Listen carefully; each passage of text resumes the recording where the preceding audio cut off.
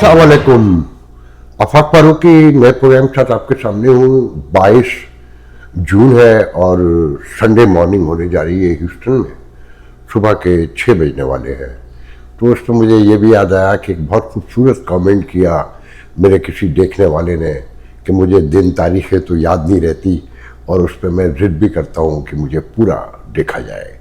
तो आपका बहुत शुक्रिया कि मुझे अवेयरनेस दी कि मुझे डेटें भी याद रखनी है। मगर मेरा ख्याल ये है कि मैं अपने काम में इतना महव रहता हूँ, इतना ज़्यादा इन्वॉल्व हूँ कि मुझे आसपास की छोटी मोटी चीज़ें मेरे नज़दीक मैटर नहीं करता कि आज क्या तारीख है, क्या दिन है।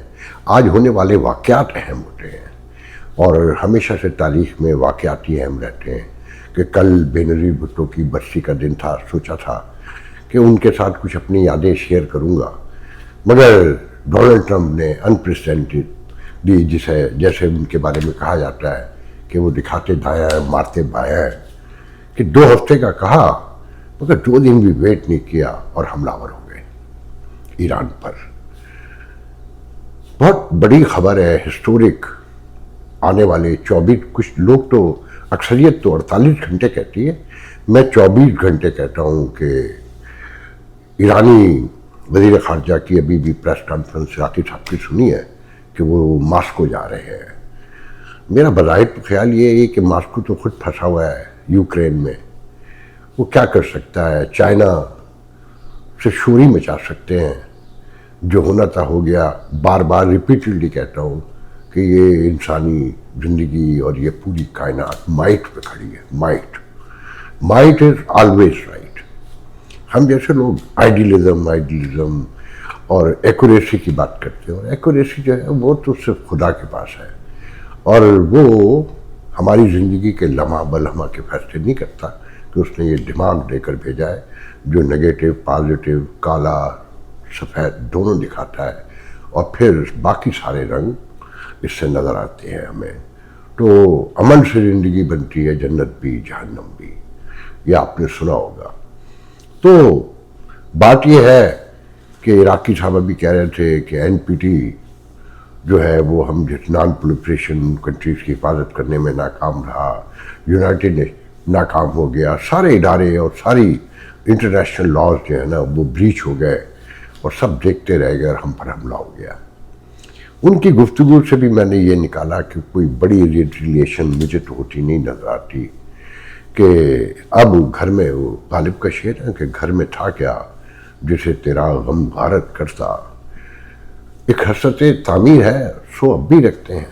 तो आने वाले दिन कैसे होंगे, बज़ाहिर तो यहाँ ह्यूस्टन का बता सकता हूँ कि मेरी गाड़ी में गैस कल रात इत्तेफाक से ख़त्म हो गई थी। रिज़र्व लगा के मैं जहाँ पहुँचना था रात को वो पहुँचा, बहुत लेट नाइट दोस्तों में गया।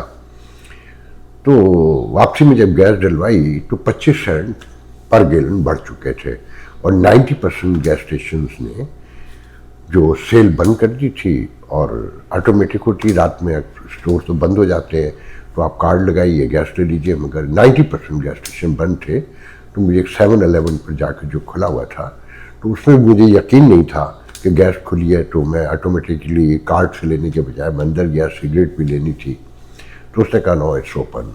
तो 25 सेंट का फ़र्क था रेगुलर प्राइस में। और कल से क्या होगा, तो एक दोस्त बता रहे थे जिनके गैस स्टेशन है, वो कहने लगे कि आप मेरा आज टैंकर आ रहा था गैस का, पेट्रोल का, मगर वो नहीं भेजा गया एज रूटीन जो आता है। तो उसका मतलब है प्राइस बढ़ेगी, और ऑलरेडी दुनिया में कहते हैं बढ़ गई। और आबनाए हर्बल्स जिसे कहते हैं कि एक साइड पर ईरान के साथ वो UAE, सऊदी अरब, इराक सारे कंट्रीज हैं, और 20% दुनिया की सप्लाई ऑयल की, गैस की और बाकी चीज़ों की जाती है। अगर वो बंद कर दी ईरान ने, जिसकी मुझे उम्मीद है अल्लाह करे ऐसा ना हो, तो $130 तक बैरल जाने का खदशा सुनाया जा रहा है। तो इस सिचुएशन में जो सबसे अहम बात है कि अब आपको समझ में आया कि दौरे फील्ड मार्शल व्हाइट हाउस क्यों हुआ था। बधाई तो यही नज़र आता है ना कि सब कंप्रोमाइज हो गए, सब मार्जिनलाइज हो गए, कि अपनी तरफ से ये कहा गया ब्रीफिंग में डोनाल्ड ट्रंप ने कि वो हमसे ज़्यादा ईरान को समझते हैं, तो 2 हफ्ते की जो डेट थी वो पाकिस्तान के कहने पे दी गई थी ना, कि हम रूटीन में कहते हैं ना कि हमें बात करने दें, तो कितना टाइम चाहिए, हफ्ते 2 हफ्ते दें, तो उसने कहा ओके 2 हफ्ते। मगर भाई अभी टर्की ही पहुँचे थे, उर्दुगान से मिल रहे थे कि वहाँ हमला भी हो गया। मैंने सुबह, मुझे ये तो याद नहीं, इस वक्त शायद 15 घंटे हो रहे हैं, मैंने पोस्ट लगाई थी फेसबुक पर कि स्टिल एट 52 बम्बार जो है ना B-52 वो निकल चुके हैं गुआम के लिए। मगर जब मैं पोस्ट लगा रहा था तो थोड़ी देर में जब मैंने चीज़ें देखी पता चला कि हमला तो हो चुका। तो उसके बाद मैं सो गया, तो सोकर उठा तो सारा के 3 स्ट्राइक किए हैं मेजर, और ईरान ने बज़ाहिर तो ये कहा है कि वो जगहें ऑलरेडी खाली थी, वहाँ कुछ नहीं था, and we will be continue our program. तो पाकिस्तान ने शदीद मरम्मत की है और ईरान के साथ खड़े हुए हैं। अब इस मरम्मत को ऐसे ही देखिए कि जैसे आज पोस्टें आप लोगों ने, बहुत से लोगों ने देखी होंगी कि हम 80 साल से कश्मीर के साथ खड़े हैं। तो किसी ने कहा है कि अब आप काफ़ी थक गए होंगे, लेट जाइए। तो ईरान के साथ भी हम ऐसे ही खड़े हैं। बहुत बड़ी अक्सरियत पाकिस्तान की ईरान के साथ है, सारे तनाज़ात, तासुबात, तफरक़ात सब भूल कर एक है। और बड़ा कामयाब दौरा बताया जा रहा था, फील्ड मार्शल का एक हिस्ट्री थी कि मुलाकात हुई वाइट हाउस में president of the United state, जो एक बड़े ऑनर की बात है। और फिर प्रेसिडेंट ये भी कहे कि इट वाज माय ऑनर, तो और ज़्यादा इसको हाइप मिल रही थी। मगर साथ में ये भी रखे कि अगर उस ब्रीफिंग को गौर से सुने तो उसमें यह भी कहा कि पाकिस्तान जो है, जो फील्ड मार्शल ने गुफ्तगू में, कि वो हमारे पॉइंट ऑफ व्यू से एग्री करते हैं। इस एग्री के मतलब को आप खुद ढूंढ लें, खुद निकाल लें कि इसका क्या मतलब होता है। तो कहने वाले तो ये भी कहते हैं, वल्लाह आलम बिस्वाब के वाशिंगटन में मेरे एक दोस्त हैं, उन्होंने कहा कि कभी गौर किया इस जुमले की रोशनी में कि पाकिस्तान एग्री करता है हमारे पॉइंट ऑफ व्यू से कि ईरान के पास न्यूक्लियर नहीं होना चाहिए। कि भाई, मैंने कहा क्या मतलब? तो कहने लगे कि Pakistan the only Muslim country which has nuclear. तो वो ये एजाज तो नहीं खोना चाहेगा ना कि 2 न्यूक्लियर पावर हो जाए इस्लामी दुनिया में। और ये एक एजाज जैसा भी है, जिस हद तक भी है, वो डिफेंस कर सकता है या नहीं कर सकता है।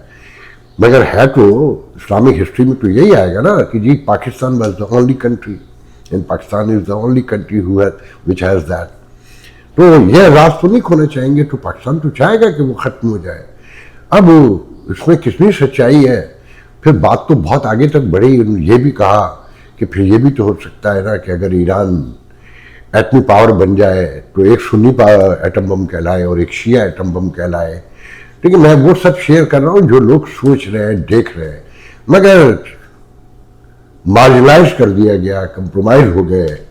अब फील्ड मार्शल साहब के घर भी नहीं पहुँचने दिया और हमला हो गया।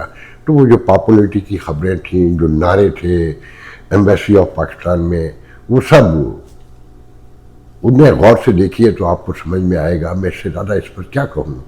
आने वाले दिन क्या होंगे? क्या एस्केलेशन बढ़ेगी? क्या जो 8 बड़े बेसिस हैं मिडिल ईस्ट में अमेरिका के, ईरान उन पर हमला करेगा? ये इतना बड़ा, बहुत बड़ा रिस्क होगा, बहुत खौफनाक बात होगी कि क्या ईरान के पास वो एबिलिटी है। ये ठीक है कि जो पाकिस्तान के मीडिया दिखा रहा है कि सबको हैरान कर दिया है कि ईरान के मिसाइल जो है ना हाइफा में और तल अबीब में आग लगा रहे हैं, लोग जख्मी हो रहे हैं, बिल्डिंगें गिर रही हैं, कि इसराइल का डिफेंस सिस्टम तो ख़त्म हो गया। क्या बज़ाहिर ख़त्म हो गया? जो दुनिया को बताया जाता था कि एक मजबूत तरीन और एक नाकाबिल तस्खीर डिफेंस सिस्टम है, उसे ईरान ने, जो 4 मुल्कों से गुजर कर जिसके बैलिस्टिक मिसाइल जाते हैं, उन सबको तोड़ते हुए वो ईरान में पहुंच जाते हैं। तो बहरहाल बहुत ही फिक्र अंगेज, दिलचस्प सिचुएशन तो नहीं कहेंगे, फिक्र अंगेज कहेंगे।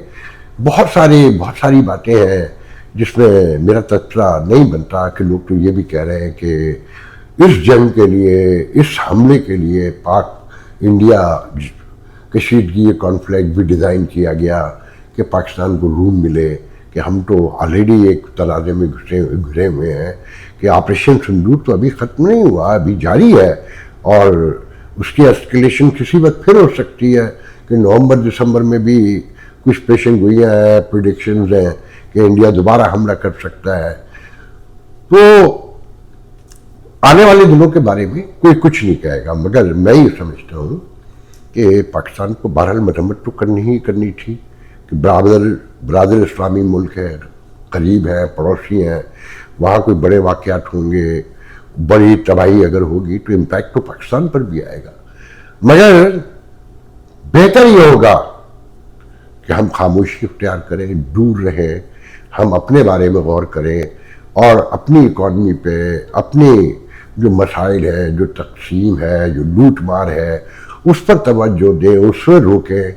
دیکھیں انہی خبروں میں ایک خبر جو یقیناً دب جائے گی کہ صرف پنجاب میں آڈیٹر جنرل نے بتایا کہ 10 کھرب کا فراڈ ہوا ہے 2024 اور 25 کے بجٹ میں، کہ لوٹ مار بھی ہوئی، جعلی ادائیگیاں بھی ہوئیں، مالی بے ضابطگیاں بھی ہوئیں، اور اختیارات سے ایکسس بھی کیا گیا، اور ناجائز خریداریاں بھی ہوئیں، مطلب سب میں مال بنایا گیا نا. اور وہ 10 کھرب. بتانا یہ چاہتا ہوں کہ دیکھیں یہ لوٹ مار کی آخری حد ہے، اور آرمی چیف فیلڈ مارشل یہاں کہہ کر گئے ہیں کہ خدا کے ساتھ تو شیطان بھی ہے. مطلب کمپٹیشن تو اللہ تعالیٰ کو بھی بتا رہے ہیں. وہ لوٹ مار تو وہ کہتے ہیں کرپشن امریکہ میں بھی ہے، جبکہ جو امریکن پاکستانی ہیں میں کہتا ہوں اپنے سینوں پہ ہاتھ رکھیں اور یہ بتائیں کہ کیا عام زندگی میں انہیں کہیں ایسی کسی سچویشن کا سامنا ہے کہ وہ کسی کلرک سے، کسی آفیسر سے، کسی بھی ڈپارٹمنٹ میں گئے ہوں تو رشوت دینا تو دور کی بات ہے، کبھی انہوں نے سوچا بھی ہو کہ کوئی ایکسپریشن بھی نظر آیا ہو کہ انہیں ان سے رشوت طلب کی جا رہی ہے، یا فائل کو اس لیے گھمایا جا رہا ہے، یا انہیں اس لیے چکر لگوائے جا رہے ہیں کہ وہ رشوت دیں. تو خیر یہ تو ضمنی سی بات تھی. بات یہ ہے کہ آنے والے دن بہت سمجھداری کے، عقل کے، شعور کے ہیں، اور امریکہ میں بھی کانگریس میں ڈویژن ہے. بظاہر سینٹ کے چیئرمین نے اور ہاؤس کے اسپیکر نے، دونوں نے، ریپبلکن نے انڈورس کیا ہے اسٹرائکس کو، برطانیہ نے اسٹرائک کیا ہے، مگر اپوزیشن نے اسے انکانسٹیٹیوشنل کہا ہے اور اس پہ ووٹنگ کے لیے دباؤ ڈالا جا رہا ہے. اب یہ سچویشن کہاں جا کے کھڑی ہوگی؟ اگر مہنگائی بڑھتی ہے تو مسائل تو یہاں بھی پیدا ہوں گے، اور بڑے پیمانے پہ پیدا ہوں گے.